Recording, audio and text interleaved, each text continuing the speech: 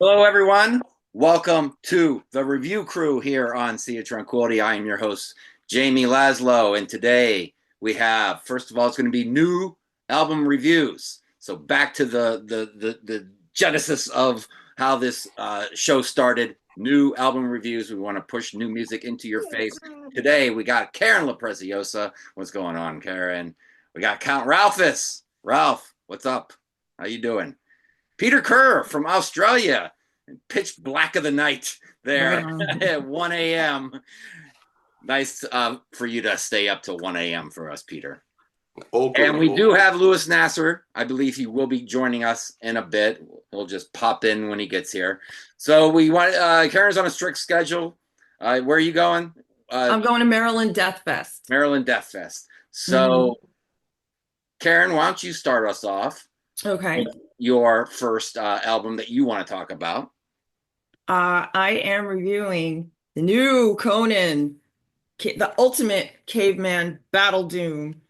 Here it is. Violence Dimension. To me, this album is definitely album worthy, vinyl worthy, but I have a budget. So, yeah, this is a great release from Conan. It's pretty much what you would expect from Conan, but I love it. I don't care. I mean, I've read reviews where people say it's a little bit repetitive, but it's doom metal and it's Conan. I mean, it is what it is. Um, I have been on a hunt for more doom metal. I want to kind of get away from that stoner. I get let down quite a bit with stoner. Some has like flashes of really good spots, but then it gets too weird for me. So I I'm down with this. I want to add that Conan has a new bass player.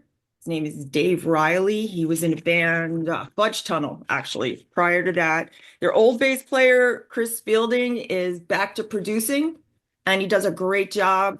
The new guy, I feel, is a real asset to Conan, especially with the vocals. He's got like a deep low growl, and John Davis, the guitar player, has got like a higher pitch scream, and together they complement each other very well, very well. And I really like it. This album ranges in shortest song is 45 seconds, longest song is 12 minutes. I mean, there's a couple of 5+ minutes, and then there's 3+ minutes, but it's an eight song record, and it's about average is about 9 minutes. The songs. I love it. It's great. The last song is called, what is it? Oh my goodness, I forgot. Vortexicon. It's it's an instrumental. It goes on about 12 minutes. I mean, it's not really necessary, but as I was, putzing around the house yesterday, and it was on in the background, and yeah, I kind of I dug it. I mean, I would have liked to, not instrumental. It's a lot of noise and hubris, but it's pretty cool. First song is called Foeman's Flesh. The opening riff is just like what you would expect from Conan, distorted, heavy. It's like a big slab of cement just dropped on your chest. It's so good. It sets the tone for the record. Very heavy. This whole album is like Conan called themselves Caveman Battle Doom, and I really see it when I'm listening to this album. I could see like bands of barbarians marching over these rolling misty hills with their battle axes and their maces in their hand, and they're gonna go fuck shit up. uh, my favorite song on this record is Frozen Edges of the Wound, excuse me. There's also, I love these titles, Ocean of Boiling Skin. Total Bicep is another good one. Violence Dimension is excellent. That's where they really trade off vocals, and I really love it. So if you like Doom and you like Doom metal, I don't know what you're waiting for. Get this Conan album. They don't disappoint.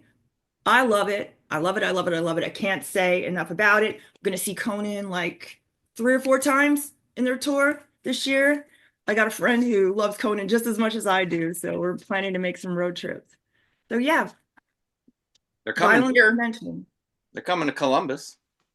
I would go, Jamie. I know you like that. I feel like when I see Conan, like I feel the insides of my rib cage rattling. Right. They're so deep, low, and distorted and loud.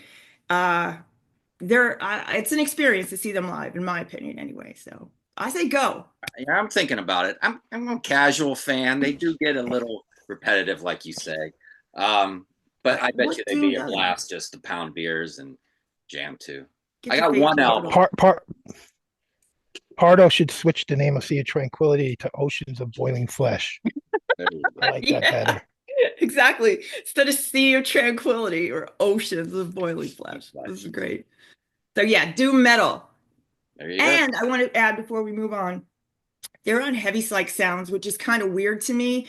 Uh, Instead of bringing them down, I'm thinking they're bringing the label up. I think the label kind of brought Pentagram's new album down a little bit. They lost a lot of that metal. Um, I say, yeah, it was a surprise, but maybe they're elevating Heavy Psych Sounds with this record. So, All right. Peter. Okay, well, I'm going to cover one of the most controversial albums that's been released this year because I'm not going to take the easy route. So this is an English rock band formed in 2016. Their first album came out in 2019 called Sundowny. Their lead singer is called Vessel, and the other members of the band are called simply 2, 3, and 4. oh, cool. They wear masks and cloaks. They don't do interviews. Actually, they did one interview only, and they have the #1 album in the US, UK, New Zealand, Australia, all around the world. And I'm talking about Even in Arcadia by Sleep Token. Oh, So okay. this is 30 minutes of just genre hopping. Like if you think Blood Incantation was a bit of a mind fuck and it was going from death metal into other sort of genres, this is just all over the shop. It's a tug of sonic war between metal, emo, R&B, gospel, synth wave. There's trap snare and there's pop. This is not probably a band that the Blabbermouth and Metal Sludge fans would like. I've read a lot of social commentary and they go, this is not metal. And it's probably right. It's not a metal band, but it's a band that I regard as probably maybe a musical project that does cover all sorts of different genres of rock. So what does it sound like? Some folks have said this band is like Deftones with better vocals, perhaps. I can hear a bit of Meshuggah. I can hear a Block Party, the 1975. I hear Radiohead, and I hear death metal. I even hear The Weeknd.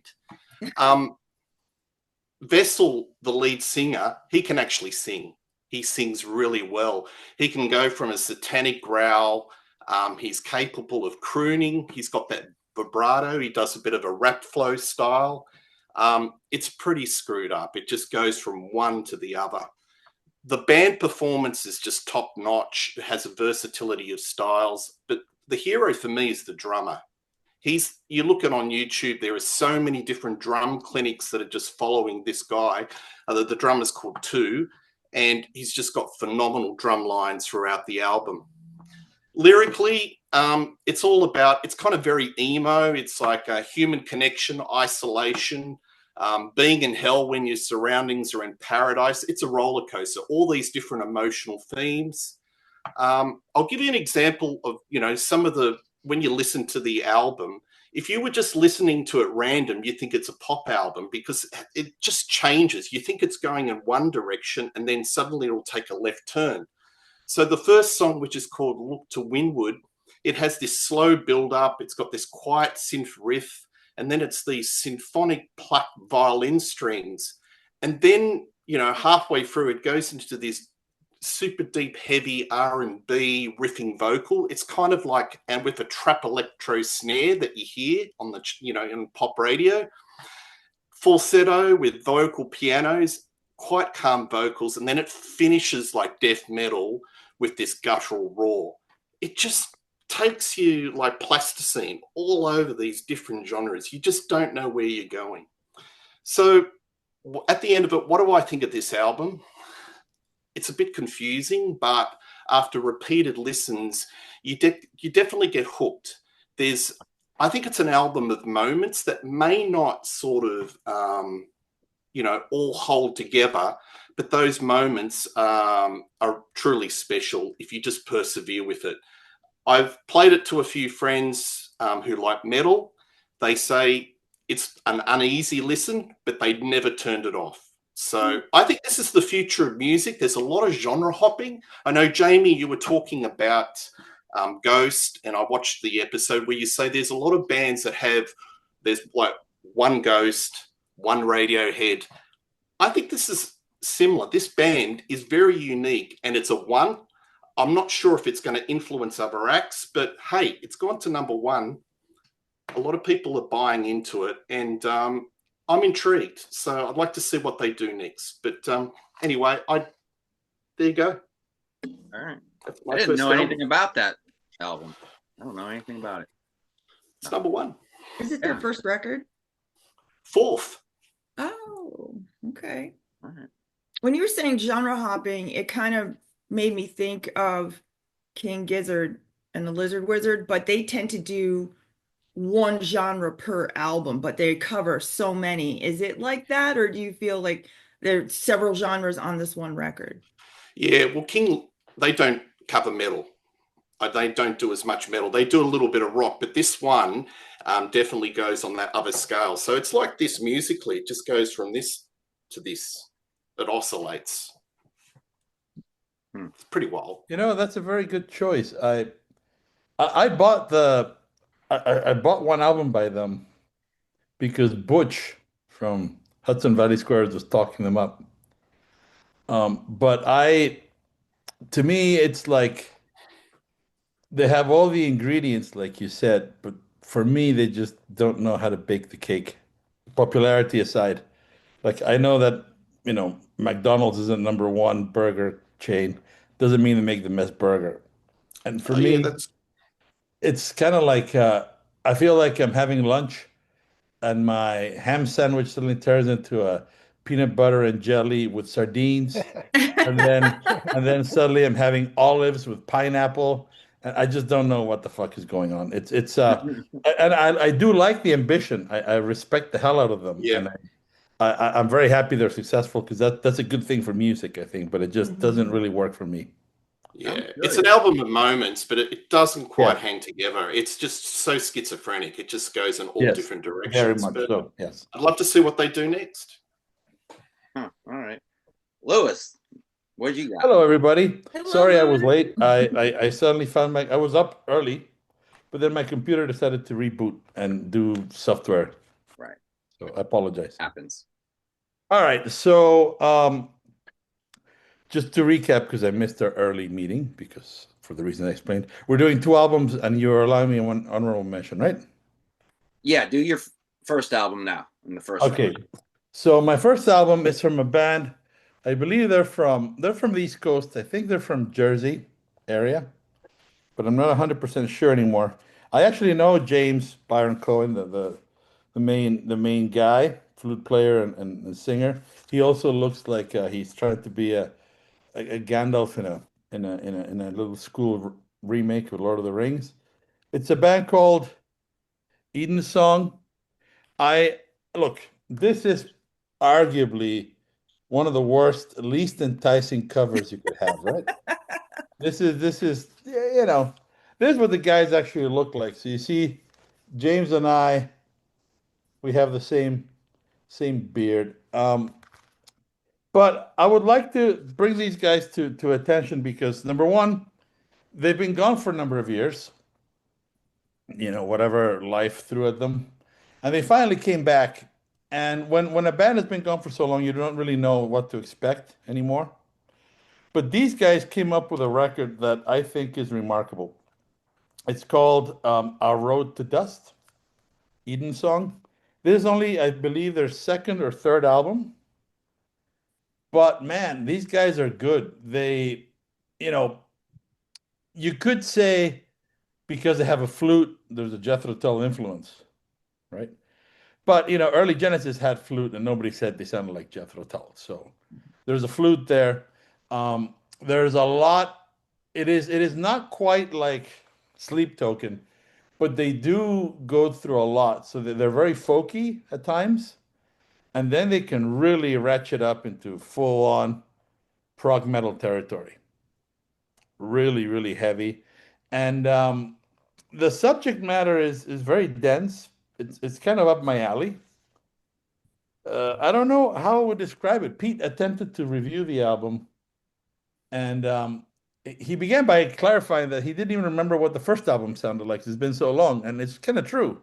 Mhm. But I love these guys. They have the advantage from my perspective. They have very much their own sound. So if you like hard rock / metal, and you also like acoustic interludes and acoustic songs, like even you know, things kind of like Led Zeppelin, Friends, things of that nature. And imagine you mix it all together. This is what you get. This is a truly, truly a fantastic album. I especially love the title track, but every song in here is just great. And I don't know exactly how to describe it to listeners because they do go through a lot, and the trouble with soundbite mentality is that you don't really get a sense of what the song is actually like just from a snippet because it goes through a lot of parts, right? So you can't TikTok your way through it. You really do have to listen. And I would encourage people to try them out. They're on Laser's Edge, but I'm not pushing them because Ken is my friend. I'm pushing them because this band is fucking good. It's a four-piece. They're great. And if you obviously the main lingo here would be prog rock, but they're not wearing capes and they're not doing the fluttery hobbit thing. They're really I know it's a cliche, but some people think that when they hear prog, right? They think Rick Wakeman with his cape and they shudder. They never shudder when they think of Roger Daltrey with his cape and the Who. I like a cape. I don't care.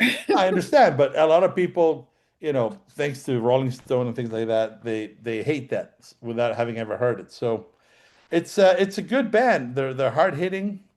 I would highly, highly recommend. You know, I should wear my glasses because of my excessive youth. And also because I would like to point out again, this is such a shit print. Look at those. It's hard to read. There's not even death metal, but it's hard to Excessive read these youth, not titles. old age. Yeah, You're yeah. old. It's I mean, The Illusion of Permanence is a fantastic song. Book of Complaints is great. These Old Wounds, you're starting to see where this album goes, right? It's very introspective. It's all about the Black Crow and Our Road to Dust. It's really kind of about confronting that we're here for a very limited time and that we better make it count for ourselves primarily. I really like it. It's a great record. But it's one that takes it doesn't reveal itself immediately. It takes a couple of listens for it to really, I mean, maybe a few less than Sleep Token, but it really does fall into place very nicely. So very highly recommended. Um, 0 out of 10 on the cover, but the music is fantastic. Eden Song, Our Road to Dust. All right. I've seen worse covers. I got worse covers right here in my new release section. So it's not that bad. Well, Count, what do you got as your first one? All right, first one is Black Star by Candlemass EP.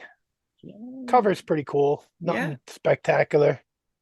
But 40 years of doom they're celebrating with this EP. Right on. They wanted to just get something out. And ever since they got him back as the singer in the band, they've just been so productive. They pumping out stuff left and right. And this one of those bands that I'll buy anything that they put out. They never let me down, really. Right on. The first song, Black Star, starts off like a little slow, and then it just goes into those big beefy Black Sabbath riffs that they're known for, Right on. and killer solos by Lars Johansson in the band. And the second song, Corridors of Chaos, is an instrumental. Again, Sabbathy is always sounds like it could have been off of like Heaven and Hell, the band Heaven and Hell, the Devil You Know album. It has that kind of vibe more than like the early 70s Sabbath to me. And I think a lot of their later albums have that. I could picture like Dio singing on like the last few releases that they put out. Then they do a Sabbath Bloody Sabbath cover, which they got a cool official video for. And the music sounds exactly like Sabbath, except for he doesn't try to sing like Ozzy. He has like a heavier, kind of gruffer vocal style. And I think that's cool because I don't like it when bands try to be exactly like what they're covering. It's like they got to do their version of it, but musically it does sound almost identical to Sabbath, which they love. And these are one of the bands that started doing this kind of Sabbath worship sound like way back in the 80s before too many bands were doing it. It was only a handful of bands doing it. Now there's like a million bands doing it. So they're one of the bands that I'll just stay up with and keep buying everything new that they put out. Then they do something that I thought was really unique. Is they do Forever My Queen, a pentagram cover. And I think Wow. that, yeah, that was like unique thing for them to do because they're kind of like a band that they're almost like not in competition of, but they kind of they always get brought up as like the four like the godfathers of this doom stoner doom metal. I put them And above Pentagram for sure. oh yeah, but Right? Pentagram goes back even further, but Candlemass is 10 times more productive. Yeah. But it's really cool that they acknowledge them as like another great band in that genre. And I Mhm. think they do a great version of it. It's a quick song, but really cool. This EP is only like 18 minutes long, but it just flies by and you just listen to it over again like right away. It's like I've already listened to it like 5 or 6 times. I just got it this week and it's really new. It just came out like last week. So that's it. That's my Candlemass review. Yeah. I wish it was a full album when I listened to it. All right. Yeah, the last album hasn't even been out that long. I still haven't fully absorbed the last album, so Right it's on. kind of cool when they just throw out another EP instead of making you have a whole nother album because you didn't have a chance to. If they pump them out too quick, you don't have a chance to absorb any of it. So I'm a big fan of EPs. I always praise EPs. Like instead of putting out a double album, put out an album and an EP or two EPs. Or I just love EPs. I also think an EP gives a band a little bit more freedom to do something they wouldn't normally do, like those covers. Do you know what I mean? It's kind of Yeah. cool. It just to me it's like a fun thing. You know what I mean? It's for fun. I agree with you there, Rob. I love an EP. Speaking of EPs, my next album first came out as an EP, and then they added some songs to it, and then made it a full album. It came out as an EP in 2021. But first off, let me just say I'm about to bore everyone. I'm about to put you all to sleep.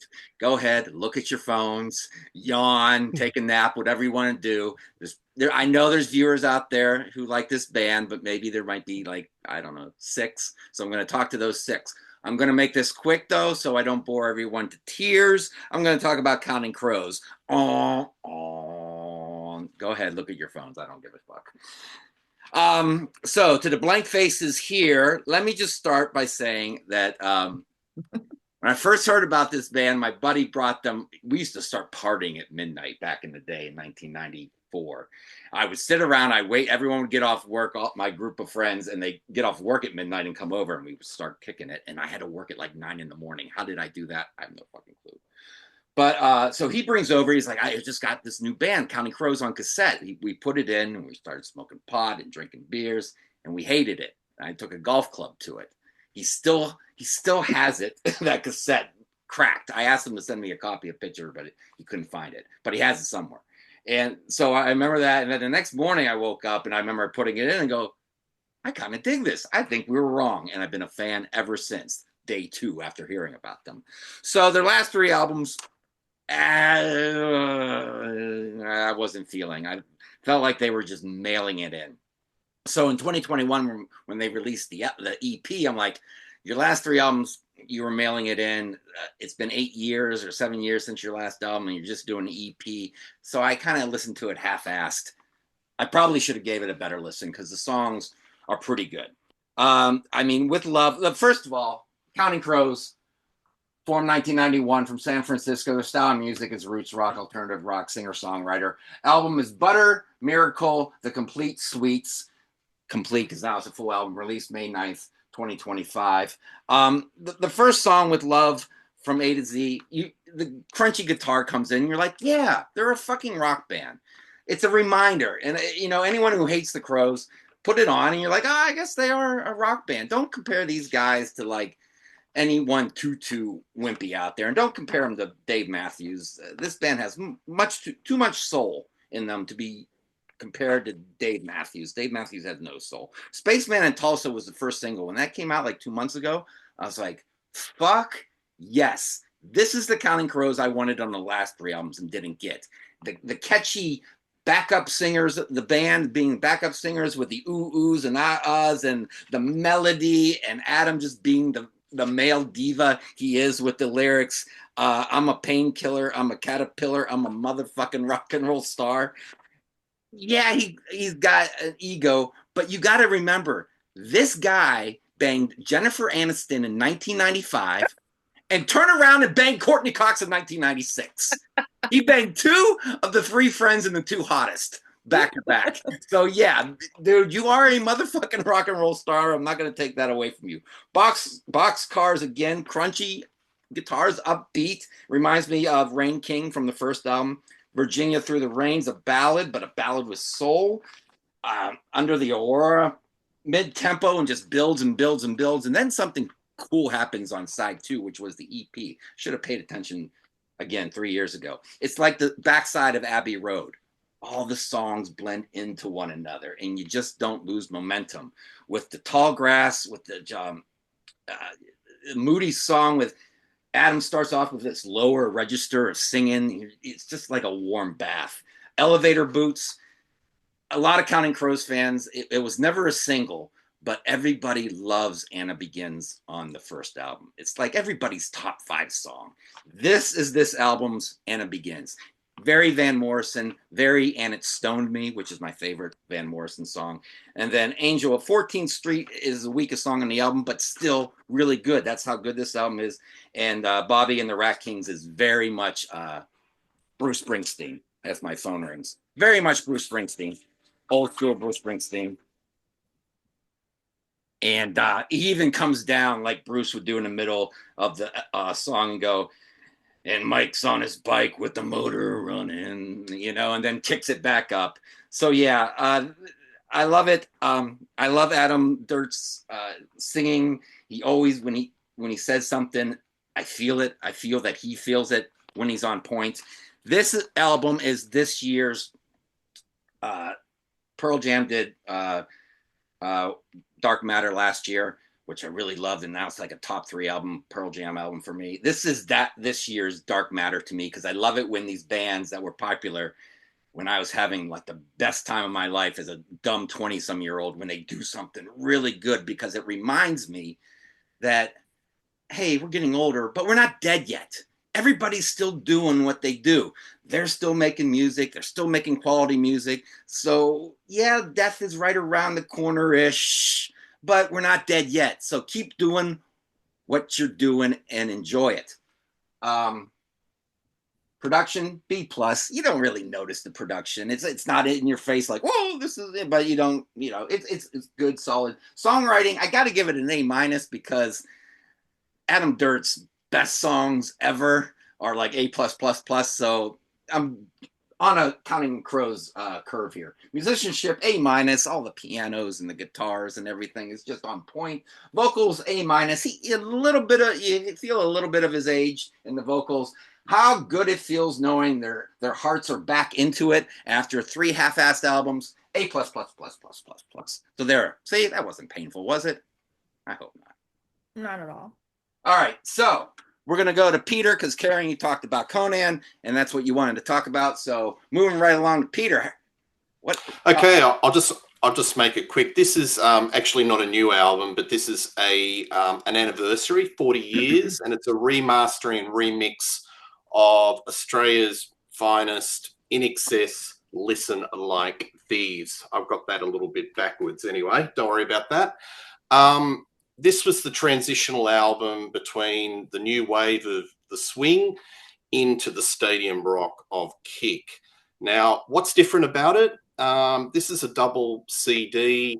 The album's been remixed by Giles Martin, son of George, and Paul Hicks. Sonically, the bass and the drums have been really lifted up, and there's some really different instrumentation. There's guitar lines that I was used to being guitar lines and now sax lines and reverse. It's kind of quite unusual, but very, very bassy, very much drums. Now, this version of the CD, there's actually a version where you've got 3 CDs and it's like a box set with the album. This one, I just had the double CD. It's got no liner notes. That's pretty piss weak, really. You'd expect for a 40-year anniversary, you'd have a little booklet and making of the album, but that's all you get. So I skimped and just got the double CD. There's B-sides, there's demos. They're not sort of, compulsive. That's why I didn't get the box set because, let's face it, I've got so many box sets and you just play it once, folks. Yeah. Do you ever go back to your box sets and listen to rough demos and studio chat? It's once and done. You got to lift the lid up, and then the air suction keeps the lid from coming up, and you're like, fuck it. Yeah, it's once and done. But one thing that's really good about this one is there are live tracks where they were playing in the Royal Albert Hall in 1986, and they are in top form. Michael Hutchins, other than Bon Scott's, probably Australia's greatest frontman, and this is probably top 3 INXS. I love it. It really refines that crunch rock with a little bit of funk rock. So you can, shake your ass and also get a bit of your rock juju in this album. So listen like thieves. Do yourself a favor, even though I've got it on mirror reverse. Yeah. Get it. Now we can see it. Kick is my go-to, man. Every time. Kick is a perfect fucking album. I need to listen Like Thieves again, though. It's been so long. It's right up there. It's just probably a hair behind Kick. Throw it on today. I just might have to. Yep. Okay. All right, Lewis, you got a second album. I think you're buddies with these guys. You're on mute. You are on mute. Yes, I am. And coincidentally, I happened to choose 2 bands that start with an E, and they both released a new album this year. I'm talking about Pennsylvania's Echolyn. Now, for people who don't know, Echolyn was a band that at some point in the 90s was signed to Sony. But Sony didn't know what the fuck to do with them and then summarily dropped them, and that almost destroyed them. Their music, I think, is equally influenced by Beatles, Gentle Giant, Wilco. Yes, they're all over the place. They sing really, really great harmonies, and their vocal melody style is what immediately is distinguishing about them. The way they craft vocal melodies is unlike any other band that I know of. It's now they, for reasons that I don't quite understand. This is the opposite, so I apologize to Ralph and everybody who likes EPs so much. But these guys decided to not only release a double album after a 9-year absence, I think, but for reasons that I think are kind of incomprehensible to me, they released 2 separate discs at the same time. Which is, this is the only demerit that I give them. The album is called Time Silent Radio. And it's broken into 2 parts. One is Time Silent Radio 7. This has 7 songs in it. Mm-hmm. This is Time Silent Radio, only has 2 songs. So, of course, these are not 2 4-minute songs. These are, one of them is like 17 minutes, the other one is like 20 something, right? Oh, okay. All right. These are ginormous songs. The artwork, I think, is austere. But what I like about it is that it sort of fits the mood of the music. And you know, for people who don't know them, this may not be the best place to start, but it is really an incredible accomplishment, this record, I have to say.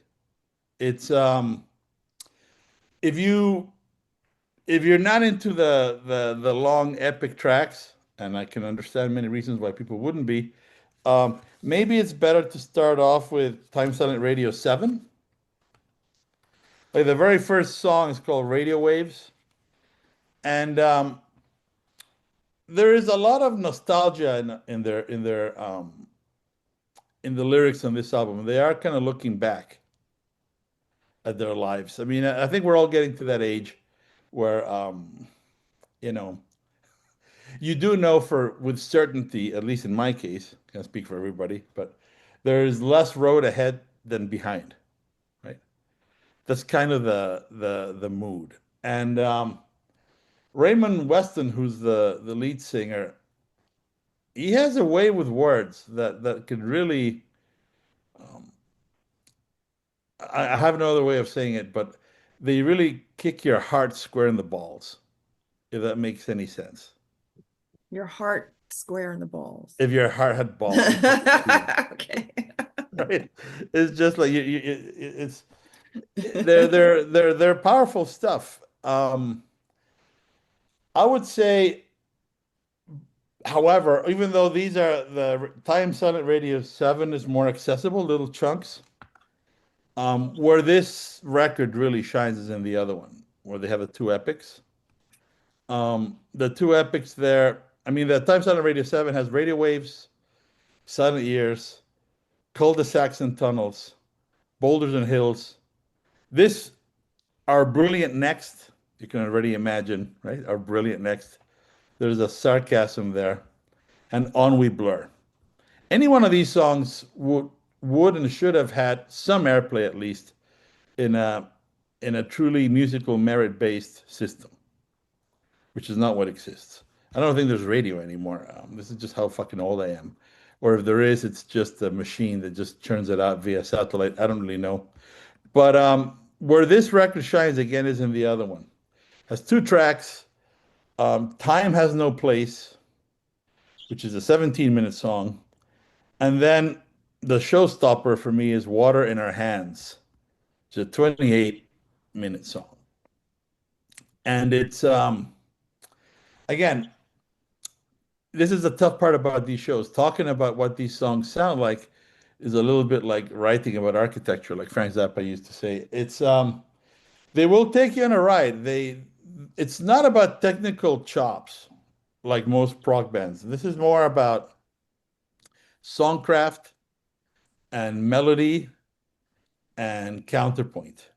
This is really what they're about. They're not trying to flash you with expertise on the instrument. They really do pay a lot of attention to what they write and how they layer the instruments. This is a beautifully produced album. It was produced in Nashville. They paid some guy big money, which is a rare thing for prog bands to do since there's so little money in the genre.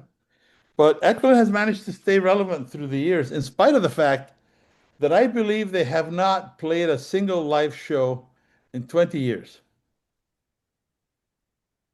You know, but they can reliably sell thousands and thousands of their records. So that tells you something, right? They have an international fan base. They are, they don't like anything that I think most people who watch this particular show have heard. And I would like to encourage you to try them because they're one of the best American bands out there that play in this kind of genre. Their records don't sound like Sleep Token. They're not produced to sound like that. They're not it's not these guys don't play the loudness wars. Right? So if you look at the waveform, it's not going to look like somebody took a Sharpie and went. Right? It's not like that. That may be a turnoff for some listeners. But if you listen to old albums, that never happened, and they could be heavy as fuck, right? Sabbath, Priest, whatever you had, they just don't have that quality because that's not how music exists in in the space that we listen to it. You go hear a band live, it doesn't sound like the record. And a lot of people That's get totally disappointed different. by that because how do you compress live sound to that extent? You just can't, right? But it's a really a beautiful, beautiful record. It's these guys never fail to deliver. They just fail to deliver in a timely manner, I would say. They Okay. take too long, but I'm really happy that they put this record out. It's not something you're gonna be able to find on a store. So if you want it, you would have to go to specialists or their website and order directly from them. Yeah. But it's and if you're gonna do that, you can also go to their Bandcamp and check it out first, see if it's your speed. I would say again, the issue with these is that they're not for immediate recognition and consumption, right? And I know that sounds pretentious, but it really isn't. I mean, neither is jazz, neither is classical music, neither is anything that's really, really good, right? I mean, the things that you automatically like tend to wear their welcome fairly quickly, you know? And then you probably don't have to hear them again. They're already recorded, right? It's there. I like it. It's cool. Moving on. This is not like that. I mean, I like these records because I've listened to them maybe 15 times each since they were released, and they keep revealing new things. And that to me is something joyous when music keeps surprising you because you start to be able to look at it in bigger chunks. You start to be able to anticipate things and you start to see how they fit together. And it's a really, really nice little puzzle they put out. It's beautiful. So if you're not familiar with Echolyn, most people aren't, you might want to give them a shot. I think they're really, really a great band that could have been very widely known in the 90s, but Sony shit the bed. So they're not. Sum it up nicely. All right. Count. So yeah, if a band's gonna wait 9 years to put out something, then yeah, you can give a nice double album, a longer album. You don't want an EP after 9 years of waiting, so that makes sense. But then again, if you got a 28-minute song, maybe just put that out as an EP. Yeah. There you But, go. You see? Yeah, I mean, all right, so my next band is this band Benediction, Ravage of Empires. Benediction formed in 1989 in Birmingham, England. And their first album is right here on vinyl, had Barney from Napalm Death singing. He left right after he recorded this album and joined Napalm. Right off the bat, I like this album cover, but this is the last album cover. And it's very similar, like color scheme. And I don't like it when bands do that because the covers give you I don't know, you remember the album from the cover sometimes, Right. and when they're very similar, it's kind of confusing. Yeah. But in this their last album, Scriptures, this came out like 5 years ago, 2020, and it was in my top 3 albums of the year. They're a great band. I've been into them these are all these other CDs by them. I've always follow them. They actually just played Maryland Death Fest yesterday, Karen, and they I played New know I'm York on a City budget. I can during the only week, go. and I really wish I could have went. Yeah. Yeah, but I seen them in the '90s, and they were awesome. Their singer had left for about 12 years. They had another guy for like 2 albums, and they were still putting out stuff. And then after 12 years, they did the Scriptures album, which was a great return to have him back. He was in the band Bolt Thrower for a minute there. Did like an album with them. But yeah, the first song on this, Carrying Harvest, is a great lead off track. They got a lyric video for that out there if you want to check that out. Then Beyond the Veil of Gray Mare, another banger. Genesis Chamber, catchy chorus, fast and pummeling groove. This is an old school death metal band, but they got like a groove to them. And there's lead parts, but there's not really like guitar solos. They're like cool little lead parts throughout it, but it's just pummeling and it's got a great flow through the whole album. Deviant Spine is a heavy death metal groove. Engines of War is one of my favorite songs on the album, really memorable. Um, Crawling Over Corpses is their main video that they got out there. It's really heavy and memorable. Cool topic that they're singing about. Psycho Sister, the title track, Ravage of Vampires, is really awesome. There's great riffs throughout. There's riffs galore on this album. So many riff after riff. Um, there's yeah, just real pummeling, straightforward death metal, and it's great that they're out there killing it still after all these years. And I don't know, I just can't say enough about it. It's one of my favorite albums so far this year. Great if you're into classic old school death metal, and like he's got the growly kind of voice, but if you're reading along with the lyrics, you can understand every word he says. It's not like incomprehensible kind of lyrics, or vocals. You can hear what he's saying, and it's really deep and heavy. But yeah, just really good. All That's right, it. cool to hear. I stumbled across this next album by accident. There's so much new music out there that I'm stumbling across. Yeah. This band is called Older Son. They formed in 2014, but this is their first full-length album. And they had a male lead singer on a couple EPs and singles, but now they got this female lead singer, and now they kind of got their mojo working a little bit.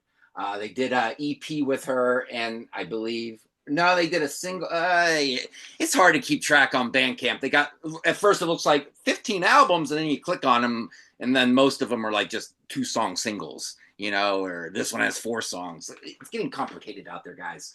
They're from San Francisco too, just like the Counting Crows.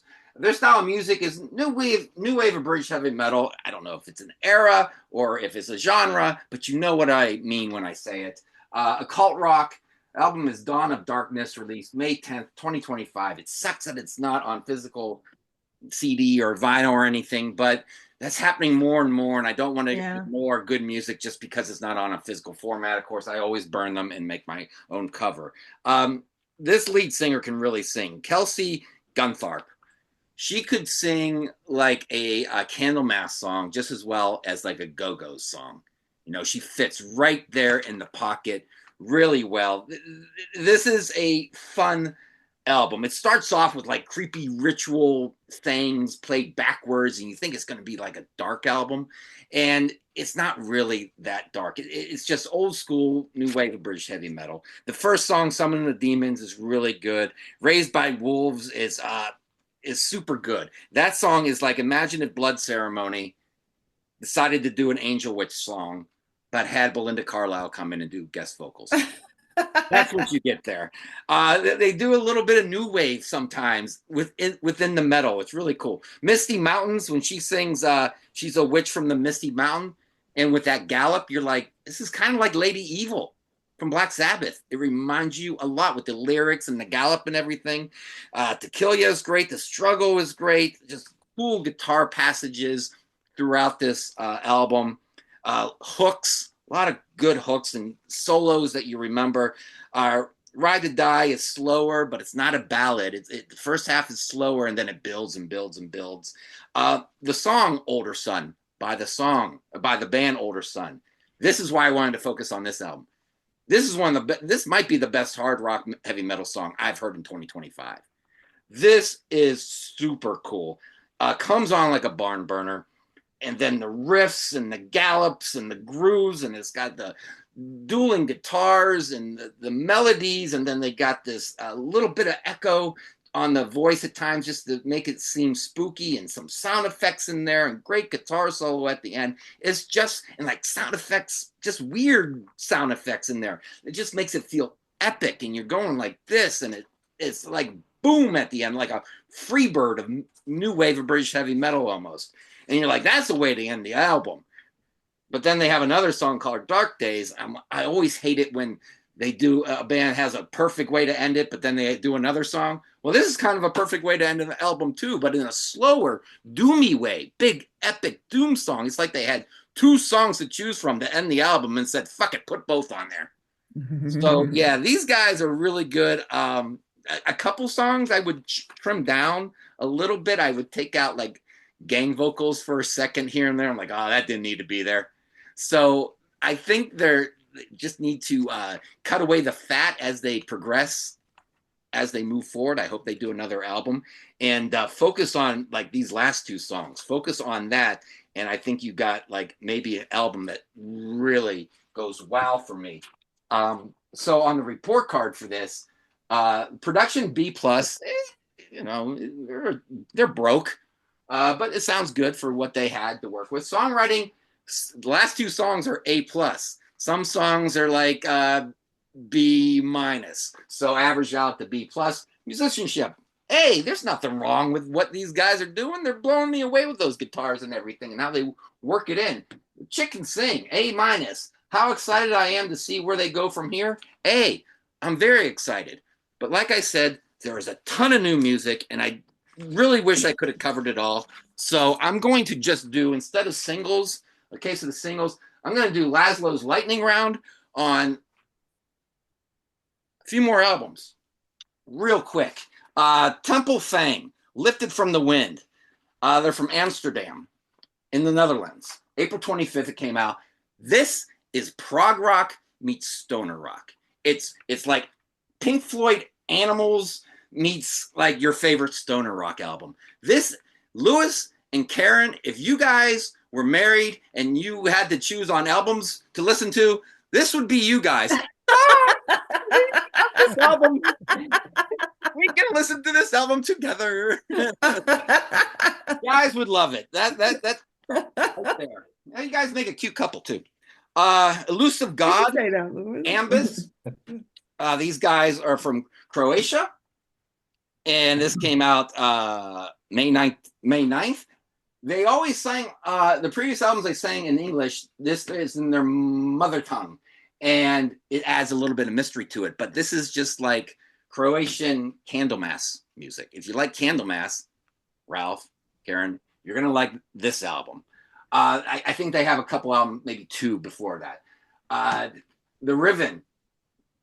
What's the name of it? Vision of Tomorrow from Sweden, April 25th. Catchy, good, hard rock. A little stonerish just because it's not like polished, but it's just sit on the back porch, drink beers, sing along, kind of stonerish rock.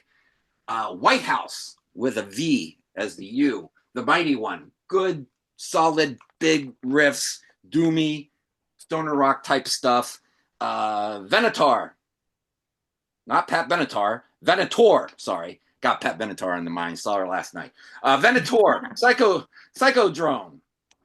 They are from Austria, April 25th. If you like Wasp, these guys sound like Wasp. They sound like the first Wasp album, maybe a little faster, but the dudes sound like Blackie Lawless to a T. Poos, Fresh Air from Canada. This is like...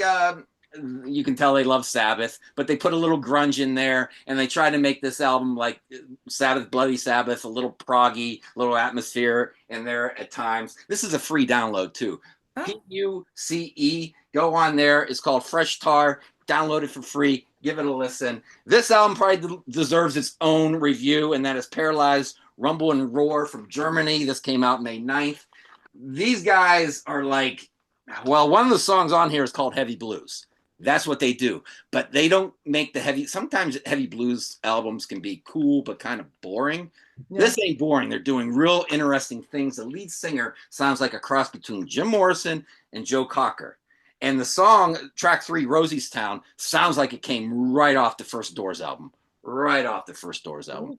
So, yeah, that's super cool to check out. There's a lightning round for you. And, give me an invitation to the wedding, guys. I want to come. What wedding?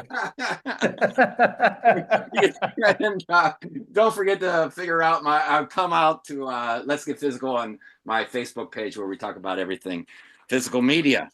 So that's it. Look at that, Karen, with 4 minutes to spare. I know. Thank you guys for. I talked fast. I got one comment. I got one comment on you said about new wave of British heavy metal. If it was a error or a sound, it is 100% an error because I'm 3/4 of the way through this book called Denim and Leather. It's a book about new wave of British heavy metal. Oh, and cool. Phil Ashton, who's on the channel sometimes, has his own spinning magazine Right. channel. But he's a contributor on this book. But you got bands like Venom, sound nothing like Tigers of Pantang, and Raven. I mean, it's just every band sounds different from the genre, Yeah. so it's definitely not like a style of music. It was definitely an era, and there's bands that had put out albums years later that would fit that era if they came out back then, but it's not called that because But you it's still knew what mainly I about was talking about when I said it. yeah, It oh could be totally, like but I just traditional figured metal. It's like Like Gent. Is Gent the new wave of traditional heavy metal. is yeah. Gent But there was bands in genre? America. There was bands in America that were actually playing the same kind of style too around that time, but they don't get considered that because they're just not from England. So they're still playing the same style, bands like Riot and Sabotage and early bands like that, but they don't get clumped in there with that. All right. Well, let's cash out because Karen's got to get on the road to Maryland. Just one quick thing. Oh, yes. Yes, Lewis, I forgot. Sorry, That's okay. Karen. You'll I'm make it. out at I'm sure 12 you'll no make matter it. what. You guys can You can have. always X out, Karen. Just wave. Yes. Have a great fest if you need to leave. Thank you, everybody. Have a Yeah, great take day. care. Yeah. Bye. I'm Have going fun, to leave Karen. this meeting. Okay. Keep talks amongst yourselves. Okay. Talks amongst yourselves. I'll All give you a right. topic. 2023 release. Lewis. Right. Bye, guys. Okay, this is a band that I think a lot of people don't know about, but I really wanted to give them a shout out. This is their latest album from 2023. The band is from Austria. They're called Blank Manuscript.